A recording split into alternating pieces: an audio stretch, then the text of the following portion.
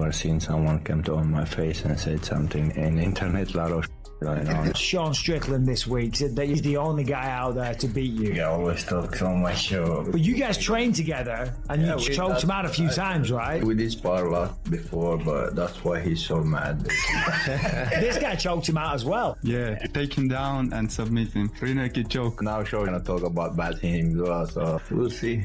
Can Sean defend KHAMZAT to the point that he doesn't get written out and taken down and controlled for 25 minutes? I don't know that. I don't know that. But I tell you one thing that I do know is that if that guy that showed up tonight shows up in that fight, it will be much more difficult a fight for the great KHAMZAT Chimaev. Why? Because even Israel Adesanya, at the peak of his power, struggled with that version of Sean Strickland. The Dricus Du Plessis fight, it didn't seem like Sean was locked all the way in. He seemed a little messed up, and it showed. It showed his body language, his posture, his lack of confidence. It showed in his coach getting frustrated. There were a number of reasons why he just didn't look the same. But tonight he looked the same. He looked like the guy that became the world champion. Sean Strickland just delivered the performance of his career. And I'm not talking about some feel-good comeback story. I'm talking about a masterclass that just threw the entire middleweight division into absolute chaos. Because what he did to Paulo Costa wasn't just impressive. It was surgical. It was calculated. And it might have been even better than when he shocked the world against Israel Adesanya. Yeah, those first two rounds were close. They were competitive. I scored them both for Sean Strickland. But the fact that Anthony Hernandez was not only not getting any takedowns, but he only attempted the one, and it wasn't even really close. He wasn't able to get on the legs or anything. It felt like just a dominant performance from Sean Strickland, and then he goes out, lands that knee that starts the finishing sequence. I was blown away with it. I mean, Fluffy Hernandez had reached that territory over the 8-fight win streak where it was just like, is this guy gonna ever lose? Is he just gonna walk his way to the championship fight? I mean, it was truly a unprecedented, run for him, winning 8 in a row, and then Sean Strickland just put the brakes on it like that was incredible. Let's go to the post-fight. He obviously talks about KHAMZAT Chimaev. He calls him out in the post-fight presser. Do you think he's next, or do you think it's still Nasruddin Imavov? An utterly commanding TKO victory where he entirely nullified Fluffy Hernandez's 8-fight win streak. Didn't hesitate to challenge KHAMZAT Chimaev. Chimaev's quietness in this situation says a lot. While he hasn't directly replied, and be quite sure KHAMZAT knows it completely. This isn't merely a challenge, it's planting a flag. He's telling KHAMZAT and that he's here for the huge contests, those that sell, those that create hype, and let's be real, along with marketability like Strickland's. KHAMZAT values a true challenge, and Strickland just gave one of his finest showings to date. This isn't mere chatter, it's an explicit claim for the next title fight, and Boers will have to answer it somehow. See Houston, Sean Strickland ends the Fluffy Hernandez 8-fight win streak by finishing him in the third round. Surprising outcome, to say the least, for me. I did not expect him to finish Fluffy, and I did not expect Fluffy to get 0 takedowns and only attempt 1. What did you guys make of the fight? Ariel, we'll start with you. All right, I thought it was an incredible win for Strickland. Obviously, he didn't look great in his last fight. I know that was a year ago. It felt like this was the moment where he had to step up. Fluffy had looked amazing as of late. Maybe you could say he hadn't fought, anyone of the level of a Sean Strickland, but I still thought that he was one of the best middleweights in the world. And I still think he's one of the best middleweights in the world. And it's kind of crazy that, we thought we were going to get maybe a Fluffy RDR title shot, and both of them just on the cusp of getting that title shot, they both lose in very surprising fashion. Obviously RDR losing, what was it, back in October, I think it was, against Brendan Allen. So a huge win for Sean Strickland, a setback for Fluffy. I still think he can get there. And now the UFC, I still think that they're going to go with KHAMZAT versus Nasruddin. I think the bigger fight is Sean versus KHAMZAT. And I think Sean is doing whatever he can to try to, steer the talk in his direction with the stuff that he was saying either before or after the fight. But I still think they'll go with Nasruddin, and that's the right move. But the more sellable fight, if you want to call it that, is Strickland versus Chimaev. So what a way to launch UFC Houston. Our guide just presented the swift results. Sean Strickland, 3rd round TKO over, snapping an incredible 8-fight win. As you heard, it was an unexpected result for many, especially its ending and the whole image showing how Grand Strickland versus a scorching challenger. He also has who earns the chance against KHAMZAT. Strickland's impressive showing and post-fight challenge turned him into more sellable fights. The UFC craves a storyline, and Let me break down exactly what made this performance so devastating. Everyone expected Costa to bulldoze through Strickland's jab and turn this into a phone booth brawl. That's Costa's game, right? Walk forward, eat some shots, and unleash that explosive power that's put fighters to sleep. But here's what nobody anticipated. Strickland didn't just survive Costa's aggression, he completely neutralized it. That jab wasn't just a scoring tool, it was a weapon of mass destruction. Every time Costa tried to close the distance, there was Strickland's jab waiting for him. Every time Costa loaded up for one of those devastating hooks, Strickland was already 3 steps ahead, sticking and moving like a master chess player. And Costa, for all his power and aggression, looked completely lost. He couldn't solve the puzzle. He couldn't find the range. And by the end of the fight, you could see the frustration written all over his face. There was no plan B, and Strickland's cardio proved every bit as much as good as Fluffy's. And it is underrated. You don't see it as often how effective he was on the back foot. You see guys who are able to, like, typically either more power or the incredible counter strikers who are able to fight on the back foot, because once they get on the back foot, that's where they plant their feet and then land that counter shot. But Sean Strickland's not that guy, right? He's not the guy who's sitting back and trying to land a bomb. Off his back foot, he's completely controlling pace, completely controlling rhythm, and not being the one advancing forward for most of the fight, although in most fights he is. It was a masterclass, man. It was a beautiful performance. If you're looking for, the guy who's a one-hitter quitter type finisher guy, that's not going to be Sean Strickland. But you see enough here to get the TKO when he's got, Fluffy dead to rights. I was extremely impressed. But here's where this gets really interesting. This wasn't just about beating Costa. This was about making a statement to the entire division. Because let's be honest, Costa was supposed to be the guy who exposed Strickland's weaknesses.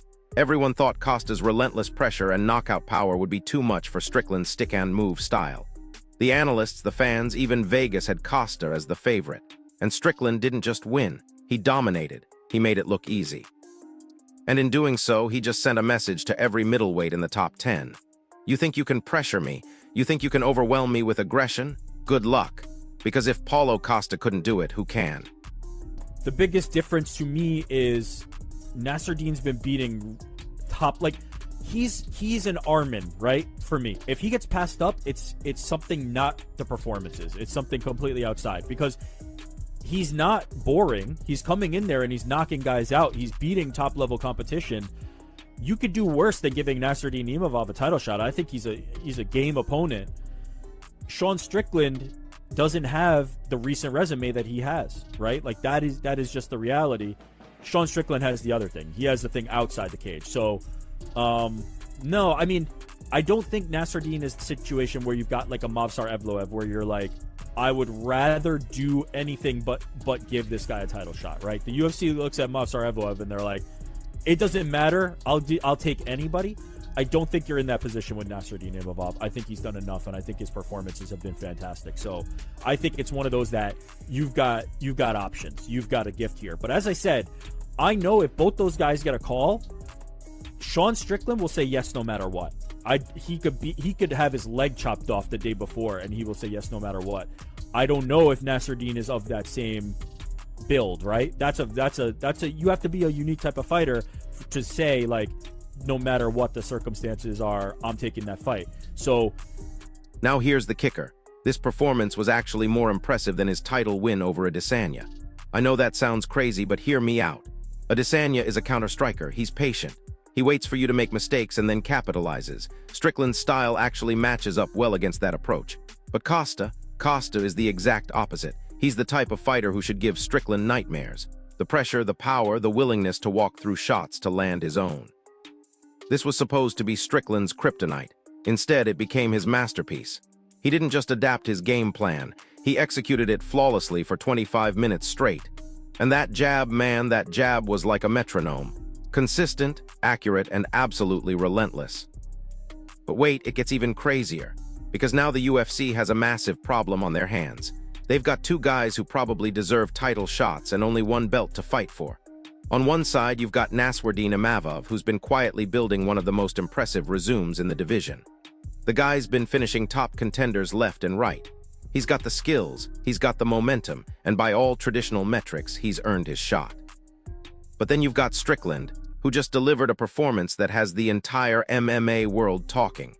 And here's the thing about Strickland that makes this situation so complicated. He's not just a fighter. He's a draw.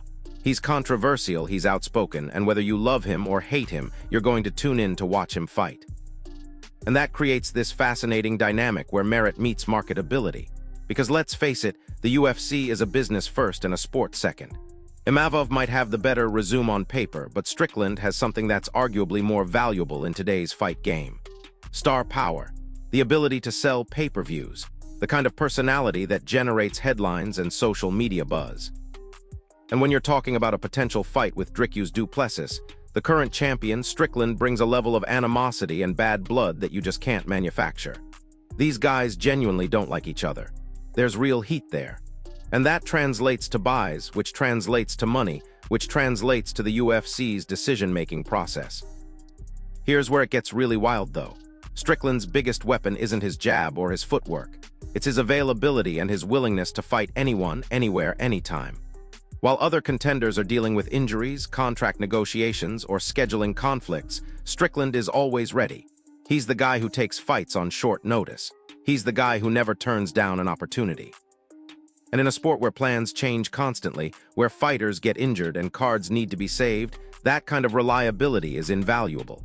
The UFC knows that if they offer Strickland a title shot tomorrow, he's going to say yes. No questions asked. No demands for more money or better conditions. He's just going to show up and fight. But here's what makes this situation absolutely fascinating from a competitive standpoint. If Imavov hesitates for even a second, if he asks for more time or tries to negotiate better terms, Strickland is going to swoop in and steal that opportunity. And once that happens, there's no going back. Because Strickland isn't just taking a title shot.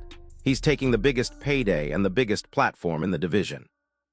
And knowing Strickland's personality and his approach to this sport, he's probably hoping that Imavov does hesitate. He's probably banking on the fact that while other fighters are playing politics and trying to maximize their leverage, he's just going to be ready to fight. And in a sport where opportunities can disappear overnight, that readiness might be the difference between getting a title shot and watching someone else take it. So here's what we're looking at. The UFC has created a situation where two fighters are essentially in a race against time. Imavov has the better claim on paper, but Strickland has the better claim from a business perspective. And the winner isn't going to be determined by who deserves it more. It's going to be determined by who's ready to pull the trigger first, who's willing to take the fight on the UFC's timeline, under the UFC's conditions, without asking questions or making demands. And if I had to bet on which fighter is more likely to do that, I'm putting my money on Strickland every single time. This whole situation perfectly captures everything that's both brilliant and frustrating about modern MMA. On one hand, you've got legitimate contenders who have earned their shots through years of hard work and impressive victories. On the other hand, you've got fighters who understand that this is entertainment first, and they know how to play the game accordingly. Strickland isn't just beating opponents in the octagon. He's beating them in the media, on social media, and in the court of public opinion. And while purists might hate that approach, it's undeniably effective. Because at the end of the day, the UFC is going to make the fight that makes the most sense for their bottom line. And right now, that fight is looking more and more like Strickland versus du Plessis. So there you have it. Sean Strickland just delivered a career-defining performance that's completely reshuffled the middleweight title picture. He didn't just beat Paulo Costa. He made a statement that he's ready for anyone and everyone in this division. And now he's positioned himself as the most dangerous kind of contender. The one who's always ready, always available, and always willing to take the biggest fights on the biggest stages.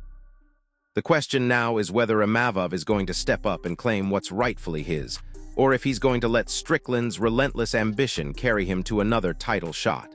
What do you think happens next? Does merit win out, or does marketability take over?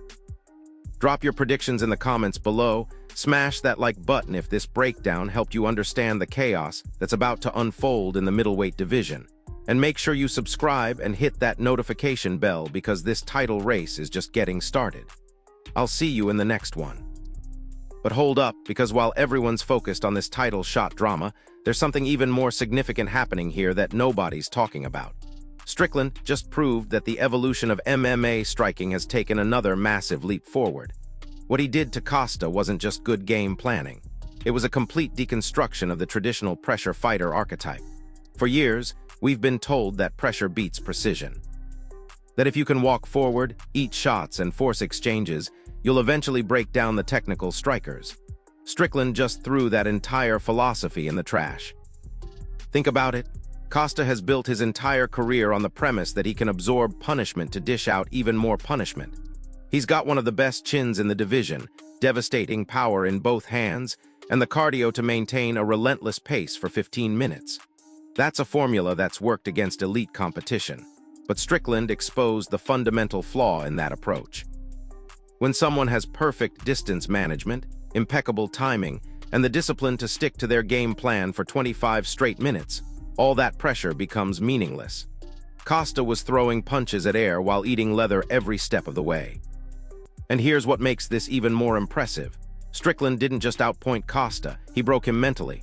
By the third round, you could see Costa's confidence evaporating. He started hesitating, second-guessing his attacks, and looking for ways out of exchanges instead of ways in. That's not the Paulo Costa we've seen destroy other fighters. That's a fighter who's been completely figured out and has no answers. And when a pressure fighter loses confidence in their pressure, they lose everything that makes them dangerous. Strickland didn't just win rounds. He systematically dismantled Costa's entire identity as a fighter. But let's zoom out for a second because this performance has implications that go way beyond just the middleweight division. Strickland just provided the blueprint for how to neutralize modern power punchers. It's not about being more athletic or more explosive. It's about being more intelligent, more patient, more disciplined. And that's terrifying news for every heavy-handed brawler in the UFC. Because if they can't figure out how to solve this puzzle, they're going to find themselves in the same position as Costa. Frustrated, outclassed, and completely outmatched by fighters who understand that technique beats power when technique is executed perfectly. Now here's where this gets really interesting from a strategic standpoint. Strickland's approach isn't just effective against pressure fighters. It's a style that can give problems to virtually anyone in the division. Counter-strikers like Adesanya, he's already proven he can beat them by being the aggressor and forcing them to lead. Wrestlers, his takedown defense is underrated, and his ability to control distance makes it incredibly difficult to get clean shots. Volume strikers. Good luck out-jabbing someone whose jab is that crisp and consistent. Strickland has essentially created a style that has answers for every type of fighter, and that's what makes him so dangerous right now.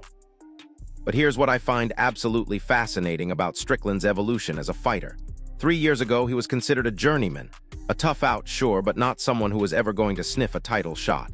He was the kind of fighter who would give prospects good experience and veterans tough nights, but he wasn't in anyone's championship conversation. And then something clicked. Maybe it was working with new coaches. Maybe it was a change in mindset. Or maybe he just finally figured out how to maximize his natural abilities. But whatever happened, he went from being a gatekeeper to being a kingmaker to being a king himself. And that transformation is what makes his story so compelling. This isn't some genetic freak who was destined for greatness from day one. This isn't a prodigy who was breaking records in the amateur ranks. This is a guy who grinding it out in the middle of the pack for years before suddenly putting all the pieces together. And that makes his success feel more authentic, more relatable, and more inspiring than your typical champion's journey. He's proof that with the right adjustments, the right mindset, and the right opportunities, any fighter can elevate their game to championship level. But let's talk about what this means for his potential rematch with Dricus du Plessis. Because if that's the fight that gets made, and let's be honest, it probably is, we're looking at one of the most intriguing stylistic matchups the division has seen in years. Du Plessis is everything that Costa isn't. He's unpredictable, awkward, and constantly switching between different looks and approaches. He doesn't just pressure. He feints, he changes levels. He throws from weird angles, and he's got legitimate grappling skills to fall back on if the striking isn't working. That presents a completely different set of problems for Strickland to solve. Against Costa, he knew exactly what was coming. Pressure, power punches, and more pressure. Against du Plessis, he's going to have to deal with constant uncertainty. He's going to have to be ready for takedown attempts, weird spinning attacks, and sudden changes in rhythm and timing. It's the difference between solving a math problem and solving a riddle. Both require intelligence, but they require different types of intelligence. And here's where Du Plessis might have a real advantage. His unpredictability could disrupt Strickland's rhythm and distance management. If Strickland can't establish his jab because he's constantly worried about takedowns or spinning attacks, his entire game plan falls apart. Du Plessis doesn't need to stand in front of Strickland and trade. He can change levels, clinch up, or even pull guard if he needs to. He's got options that Costa simply doesn't have, and those options could be the key to reclaiming his title.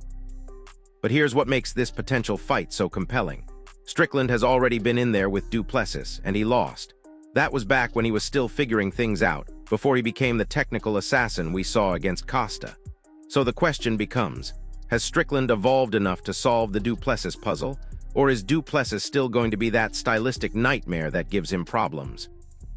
There's real history there, real bad blood, and real questions about who's improved more since their first encounter. And let's not forget about the mental warfare aspect of this potential matchup. These two genuinely dislike each other, and that animosity is going to add an extra layer of intensity to everything. Strickland thrives on getting under his opponent's skin, but Du Plessis isn't the type of fighter who's going to get rattled by trash talk. If anything, he seems to perform better when there's genuine bad blood involved. So we might be looking at a situation where Strickland's psychological games actually backfire and make his opponent more dangerous. But here's what I think is the most underrated aspect of Strickland's recent success. His cardio and pace management have become absolutely elite. Against Costa, he was throwing that jab with the same snap and accuracy in round 5 as he was in round 1. That's not just good conditioning. That's perfect pacing and energy management. He knows exactly how much he can give in each round while still having enough in the tank to finish strong. And in championship fights, that kind of conditioning advantage can be the difference between winning and losing close rounds. This is huge because Du Plessis, for all his skills, has shown some vulnerability in the later rounds of fights. He starts strong, but his output and accuracy tend to drop off as fights progress. If Strickland can weather the early storm and drag Du Plessis into deep waters, he might be able to take over in the championship rounds just like he did against Adesanya. It's a proven strategy, and it's one that plays perfectly to his strengths as a fighter. Now let's address the elephant in the room. What happens if the UFC decides to go with Chimaev instead? Because that's still a very real possibility, and it would create an entirely different dynamic in the division. Chimaev is probably the most well-rounded fighter in the top 5. He's got excellent striking, legitimate grappling skills, and the kind of finishing ability that makes every fight dangerous. He's not going to get into prolonged technical battles. He's looking to end fights, and he's got the skills to do it in multiple ways. That presents a different type of challenge for whoever ends up fighting for the title. Du Plessis would have to deal with someone who can match his grappling while also being dangerous on the feet. And if somehow Chimaev gets the shot and wins, Strickland would be looking at a completely different puzzle to solve when he eventually gets his opportunity. Chimaev isn't going to stand in front of you and trade, but he's also not going to be predictable in his approach. He's going to be looking for openings to end the fight, whether that's with a submission, a knockout, or ground and pound. But here's what makes Strickland's position so strong right now. Regardless of what happens with the title picture, he's established himself as the most active, most reliable contender in the division. While other fighters are waiting for perfect opportunities or dealing with injuries, Strickland is ready to fight tomorrow. And that availability, combined with his recent performances, makes him virtually impossible to ignore. The UFC knows that Strickland will take any fight against anyone on any timeline. That's incredibly valuable in a sport where plans change constantly. And let's be real about something else. Strickland's willingness to be controversial and speak his mind makes him a promotional dream. Love him or hate him, people are going to tune in to see what happens. He generates genuine emotional reactions from fans, and that translates directly to pay-per-view buys and social media engagement. In an era where the UFC is constantly looking for ways to build stars and create compelling narratives, Strickland does half the work for them just by being himself.